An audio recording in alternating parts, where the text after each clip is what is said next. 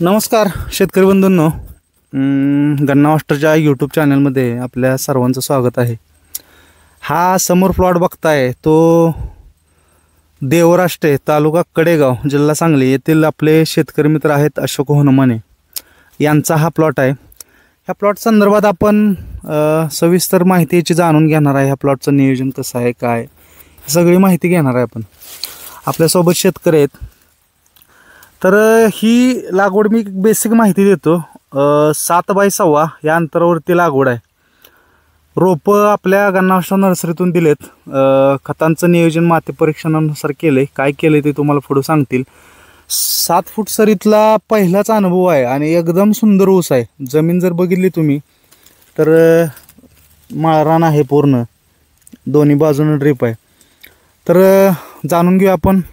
आपल्या सोबत आहेत शेतकरी मित्र आपले. नमस्कार. नमस्कार. आता बऱ्याच लोकांनी म्हणजे पाठीमागच्या सीझनला 7 फूट 8 फूट सरीवरती ऊसाची लागवड केली. तुमचा 7 फूट सरीकडे वळण्याचा दृष्टिकोन काय होता किंवा 7 फूट सरीवरती वळण्याचं कारण काय? मी मागच्या वर्षी आपले गन्ना मास्टरचा प्लॉट बघितला.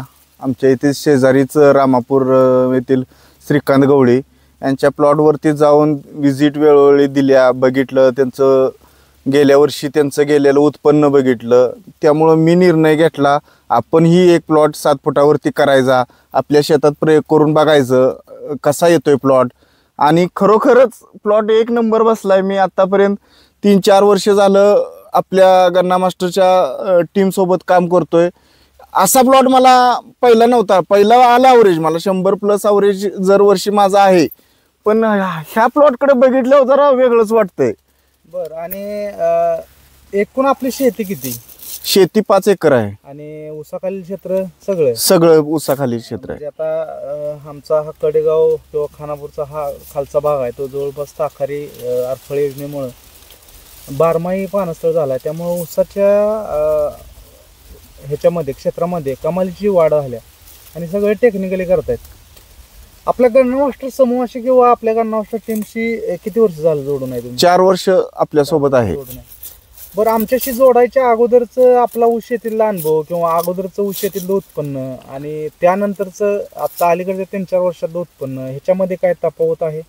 भरपूर, जवळजवळ दुपटीचा फरक पडलाय. बरं, म्हणजे ह्याच्या अगोदर किती निघायचं ऊस एकरी? एक एकरी 55-60 टनापर्यंत निघत होता आडसालीला. आणि हे एवढ्या रुंद सरीचा प्रयोग हा पहिल्यांदाच केलेला आहे. एवढ्या रुंद सरीचं 4 फुटाच्या वरती मी सोडलीच नव्हती पहिली. ह्याचं बियाणं निवड म्हणजे आता हे रोप मी सांगितलं तुम्हाला आपल्या नर्सरीतूनच आहे. आता तुम्ही 2-3 किंवा 4 महिने अगोदर बुकिंग करताय रोपांसाठी. हो. तर या रोपामध्ये विशेष काय तुम्हाला म्हणजे काय जाणवलं बाबांनो? काय एवढ्या 4 महिने अगोदर अगदी सजग जागरूकपणे बुकिंग वेळच्या वेळेला करून लागवडीचा हंगाम योग्य तारखेला लागवड करता. तर गन्ना मास्टरची रोपं का बियाणामध्ये मग बरेचसे ऑप्शन आहेत किंवा आपलं बुकिंग एवढं असताना एवढ्या काळजीपूर्वक करण्यामागचा हेतू काय? आता हे प्लॉटला मी जवळजवळ 1.25 एकराचा प्लॉट आहे. 6-6.5 हजार रोपं घेतलेत. एक रोप मला यातलं गवताळ मिळालं नाही. दुसरी गोष्ट, फुटवा एक समान आहे. पूर्ण ऊसाला जाडी, लहान बारीक मोठा ऊस तुम्हाला कुठेही बघायला मिळणार नाही. एकसारखा ऊस, कांडी एकसारखी, आणि महत्वाचं म्हणजे गवताळ नाही. बरं, रोप लावल्यानंतर याच्यामध्ये काय मर लागली किंवा एकही मला रोप सांधायला लागलं नाही. माझे 15-20 रोप शिल्लक होती, ती अशीच वाळून गेली. आता आपण लागवड केली ही साधारणतः 14 जूनला. हो. आता एकूण एकंदरीत जमिनीच्या पूर्व मशागतीपासून आपल्या शेतकरी बंधूंना थोडक्यात आपण माहिती द्या की ह्या जमिनीची पूर्व मशागत काय केली किंवा ह्याच्या अगोदर ह्याच्यामध्ये पीक काय होतं आणि खतांचं मॅनेजमेंट किंवा आपले जे किट आहे ते कशा पद्धतीने ह्याला वापर केला. ह्याच्यात खोडवा होता साधारणतः मार्च मध्ये खोडवा गेल्यानंतर नांगरट रोटर नांगरट करून सऱ्या सोडल्या 3 फुटी. त्यात ताग विस्कटला. ताग एक माझ्या छातीपर्यंत आल्यानंतर एक 45-50 दिवसाच्या आत त्याच्यात रोटर मारला. पुन्हा रोटर मारल्यानंतर ह्याच्यात कंपोस्ट खत एकरी 15 टनाच्या आसपास एकरी कंपोस्ट खत विस्कटलं. ह्याला शेणखत ही काय नाही. कंपोस्ट खत विस्कटून पुन्हा डबल नांगरट केली आणि परत 3.5 फुटी सरी सोडून एकाड एक सरीला आपण रोपाची लागण केली. रोपाची लागवड करताना परफेक्ट मार्किंग केलं का अंदाजे लावले? हो, परफेक्ट मार्किंग करून लावले. परफेक्ट मार्किंग म्हणजे तुम्हाला एकरामध्ये किती रोपं बसलेत ते तुम्हाला आता परफेक्ट सांगता येते. आणि प्रत्येक आता ह्याचे प्लॉटचे व्हिज्युअल पूर्ण दाखवणार आहे, पण त्यानंतर आता आपण खतांच्या डोसेसकडे वळू. खतांच्या मात्रा कशा पद्धतीने दिल्या, त्याला कशाचा आधार घेतलाय आणि खतं देताना काय काळजी घेतली? पहिली खताची मात्रा आपण साधारणतः 25 ते 27 दिवसाच्या आसपास एक साईडनं चर मारून खतं टाकून ती मुजवून घेतलीत. आणि दुसरी खताची मात्रा साधारणतः 55 ते 60 दिवसाच्या आसपास आपले बैलाची बारीक नांगरी असत्या त्याच्या मार्फत आपण टाकून दुसऱ्या बाजून टाकून ती नांगरी मारून घेतली होती.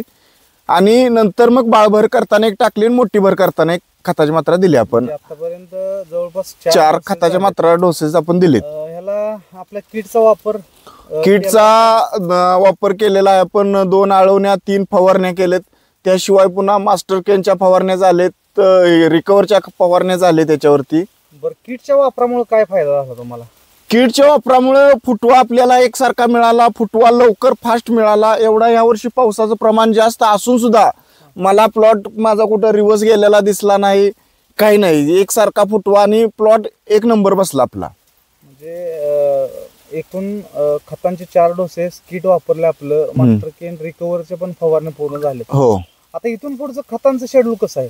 इथून पुढे ड्रीप मधून खत एक 8 ते 10 दिवसाला ड्रीप मधून खत. खतांच्या मात्रा देताना काय आधार, म्हणजे याचं माती परीक्षण केलंय का? हो, माती परीक्षणानुसार आपण खताच्या मात्रा दिलेत. हे आता ह्या 7 फूट सरीमध्ये आणि तुमचा बाकी पण क्षेत्र आहे 5 फूट सरीमध्ये, याच्यामध्ये तुम्हाला कोणती पद्धत योग्य वाटते? 7 फुटी सरीचा ऊस मला चांगला वाटतोय. म्हणजे मशागतीला म्हणा किंवा ॲव्हरेज मशागतीला, ॲव्हरेजला आणि कमी पाण्यात. महत्वाची ड्रीप आहे ते वरती असल्यामुळे पाणी सुद्धा याला कमी लागतंय. 1 तासच पाणी, एवढ्या उन्हाळ्यात मी 1 तासच पाणी देतोय. बघा मित्रांनो, रुंद सरीचा फायदा. आता बरेचसे बरेच शेतकरी आहेत 7-8 फूट सरीवरती ऊस लावलाय, पण सगळ्यांच्या प्लॉटवरती काय जाणं शक्य होत नाही किंवा सगळ्यांनाच प्लॉटवरती व्हिडिओ करणं शक्य होत नाही. पण ज्यावेळी शक्य असेल त्यावेळी आपण अशा शेतकऱ्यांच्या ऊस शेतीला आपण भेट देतो आणि त्यांनी केलेले प्रॅक्टिसेस आहेत ते आपल्यापर्यंत पोहोचवण्याचा प्रयत्न करतो. तर आता आपण ह्या ऊसाचे व्हिज्युअल तुम्हाला थोडक्यात दाखवतो. आता हे माझ्यासमोर ऊसाचं एक रोप आहे बघा, आणि एका रोपामध्ये बघा साधारणतः 8-9 ऊस आहेत. 7x6 वरती साधारणतः तुम्हाला तेवढे ऊस पाहिजेत, म्हणजे 10-11 ऊस पाहिजेत. तर ह्याच्यामध्ये जर बघितलं तर तुम्ही मोजा, 1 2 3 4 5 6 7 8 9 10 11. म्हणजे ऊसाची जी आपण संख्या नियोजनाची काळजी घेतो ती इथं परफेक्ट घेतलेली. आता एवढा उन्हाळा आहे, पाणी अगदी आता इथं तुम्हाला ड्रीपनं दिसेल अगदी म्हणजे अत्यल्प ओल झाल्या, पण ऊसाच्या पोतमध्ये तुम्हाला कुठं सुद्धा हे दिसत नाही बघा. एकदम हिरवगार वाढ आहे. ऊसाला जर हिरवी पानं जर बघितली तर 12-13 पाने हिरवे आहेत. ऊसाचं पेरं बघा, याची जाडी बघा, जाडी एकदम सुंदर आलेली आहे. अशा पद्धतीचं जर पीक असलं आणि ऊस जर असला तर ह्याच्यामध्ये 100 टन डोळं दाखवून आहे, म्हणजे 100च्या वरती किती जातं हे बघणं गरजेचं आहे. 100 टनासाठी फार काय वेगळं करायला लागतं असं नाही, पण आपण ज्या गोष्टी करतो त्या प्रामाणिकपणे करणं गरजेचं आहे आणि ते त्याचा कष्टाचा रिझल्ट हा आपल्या पिकामधून दिसतो. प्रत्येक ठिकाणी बघा, आता सगळा प्लॉट असा आहे. आता 65 2 वेळा काढून घेतल्या आणि 65 काढून घेतल्या. ह्याची बघा तणांचं व्यवस्थापन योग्य पद्धतीने केलं आहे. ऊसाला आत्ता साधारणतः 4 इंचाच्या आसपास झाड आहे.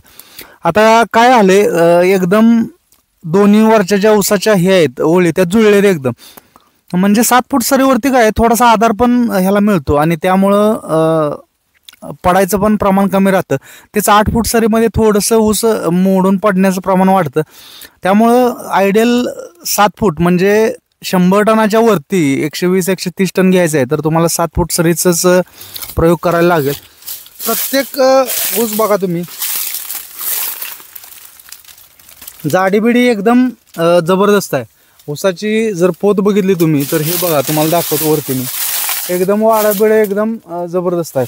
त्याला कीटकनाशक बुरशीनाशकाच्या काय फवारण्या झाल्यात का आपल्या? हो, मास्टर केन सोबत आपले कीटकनाशकची फवारणी आपण केलेली आहे. बरं म्हणजे गरजेनुसार ते आपण गोष्टी हे केलेल्या आहेत. तुम्हाला इथं आता कुठं कांडीकिडीचा प्रादुर्भाव, आता मी प्लॉटमध्ये फिरलो, कांडीकीड वगैरे काय कुठं दिसत नाही. एकदम सुंदर पद्धतीचा प्लॉट डेव्हलप केला आहे. इथून पुढच्या काळात सुद्धा आपल्या मार्गदर्शनाखाली आपण त्यांच्या ऊस शेतीमध्ये नक्कीच बदल घडवण्याचा प्रयत्न करू किंवा जास्तीत जास्त उत्पन्न घेण्याच्या दृष्टीनं आपण त्यांना 100% मदत करणार आहे. असंच जर आपल्याला गन्ना मास्टर टीमशी जर जोडायचं असेल तर खाली स्क्रीनवरती नंबर दिला आहे, त्या नंबरला कॉन्टॅक्ट करा आणि आपल्या ऊस शेतीत ज्या काही अडचणी असतील त्या अडचणी समजावून घ्या. असेच जर तुम्हाला नवीन प्रयोगाचे किंवा ऊस शेतीत केलेले असंख्य शेतकऱ्यांचे बदल आहेत हे जर बघायचे असतील तर आपले यूट्यूब चॅनल आजच सबस्क्राईब करा आणि बेल आयकॉनचं बटन दाबा, म्हणजे आपले जे व्हिडिओ असतील ते तुम्हाला त्याचं नोटिफिकेशन लवकरात लवकर मिळून तुम्हाला बघायला मदत होईल. चला, धन्यवाद.